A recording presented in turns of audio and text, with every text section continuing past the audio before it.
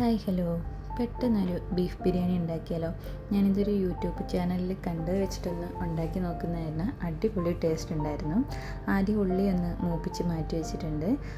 വേറൊരു പാത്രത്തിലോട്ട് തക്കാളി നമ്മൾ എണ്ണയിൽ വഴറ്റി അതൊന്ന് വഴണ്ട് വരുമ്പോഴത്തേന് അതിൽ ഇഞ്ചിയും വെളുത്തുള്ളി പച്ചമുളക് എരിവിനനുസരിച്ചും ചേർത്ത് അതൊന്നും പച്ചമണം മാറിയപ്പോഴത്തേക്ക് അതിലോട്ട് ബീഫ് ഇട്ട് കൊടുത്തിട്ടുണ്ട്.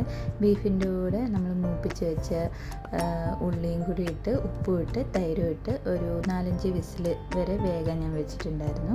അത് കഴിഞ്ഞ് വേറൊരു പാത്രത്തിലോട്ട് നെയ്ച്ചോറിനുള്ള പട്ട, ഗ്രാമ്പൂ, ഏലക്ക അതൊക്കെ ഒന്നിട്ട് ഉള്ളിയിട്ട് വഴറ്റി 1 ഗ്ലാസ് അരിക്ക് 2 ഗ്ലാസ് വെള്ളം എന്നുള്ള അളവിൽ ഞാൻ വെള്ളം തിളപ്പിച്ച് അതിലോട്ട് ജീരകശാല അരിയാണ് ചേർത്ത് കൊടുക്കുന്നത്. അത് വെച്ച് ഒരു പകുതി വേവാകുമ്പോൾ ഒന്നുകൂടി ഒന്ന് ഇളക്കി ഒന്നുകൂടി വേഗം വെച്ചിട്ടുണ്ടായിരുന്നു.